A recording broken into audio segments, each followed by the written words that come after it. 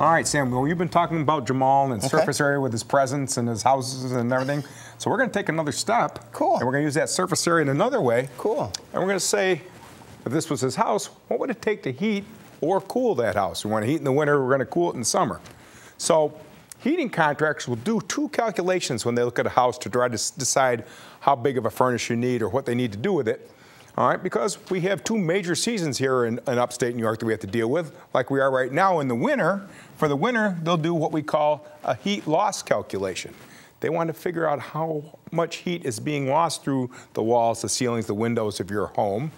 But in the summer, and our summers unfortunately are a lot shorter than our winters, but in the summer, if you're running an air conditioner, they're going to want to do a heat gain calculation. They want to find out how much heat is going to be gained because it's going to be warmer outside than inside during the summer. So our heating contractor is going to do these two different calculations. But to do both of these calculations, what they're going to need to know is what is the area of that house, all right? Now for the winter, when they're heating, they use a temperature difference of 7 degrees. And what they do when they're figuring out how big a furnace for your house, they figure in this area, they got to be able to take your house when it's 0 degrees outside and heat it up to about 70 degrees. So they said that they need about a 70-degree difference. Now in the summer, when it happens to be very nice out, they say the temperature difference is only going to be about 15 degrees. So if it's 90 outside, they want to be able to bring your house down to about 75. But for both of those calculations, similar to what we just saw with the last problem that Sam was working on, we need to calculate the surface area of the outside of the house. Now, some houses be very difficult. They're very integrate. Some are more easily to do, like this one over here. For us, we're just going to take a simplified wall. So here we have a wall with 3 windows in it. We're going to figure out the surface area. Now, we've been doing a lot of those surface areas, but we're going to do a little bit different on this one because we have to look at something a little bit differently like they would.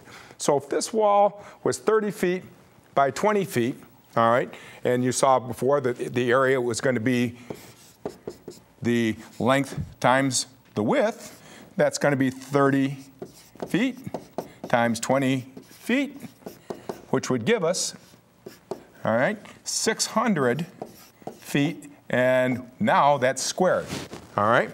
So we know this whole area is 600 square feet. But remember I said earlier, we got to look at windows, we got to look at doors. Not everything loses heat at the same rate. So the next thing they would do is they're going to look at your windows. So this one happens to have 3 windows, and these windows are all 3 by 5 feet, all right? So if we were to figure out the area of this window, 3 by 5 would give me 15 square feet, or feet squared. And we have 3 of those, right? So that gives us a total of 45 square feet of windows, all right? So we saw the wall was 600 with 45 square feet of windows. Let's go to the next step. Remember I said we want to look at both of these separately. So we're going to take we know that we got 45 square feet of windows, but we're going to subtract that away from the area of the walls because that wall really wasn't whole 600 square feet. In it, we had these 3 windows that took up 45 square feet of that. So if we do our subtraction, 5 from 10 would give me 5. 4 from 9 would give me 5, and we have a 5 there. So we got 555, and this is another way of expressing it, the square feet this way. So total of wall space that we would have here is 555 square feet, and the window stays the same. That's 45 square feet.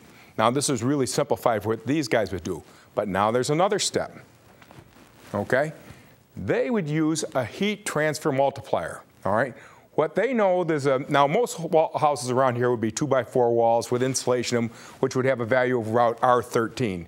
If we were to say we had a 2x6 wall, which many of the newer homes are, they're better insulated, allows a wider wall, a thicker wall, allows for them to put in more insulation.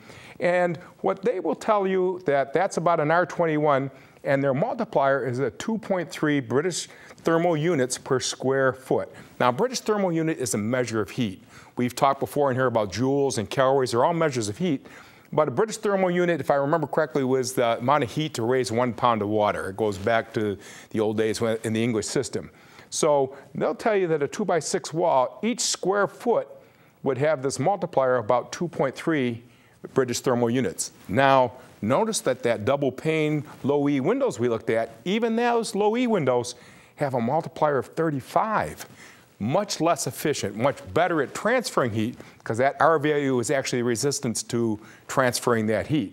So they're going to take that, go back to our original 555 square feet for the wall, multiply that by 2.3, and with that, we're going to get the next value. So what we'll do in a further lesson, we'll finish looking at this, all that goes into buying those furnaces, but notice the very first thing we need to do is we need to know the surface area, just like we've been looking at all week.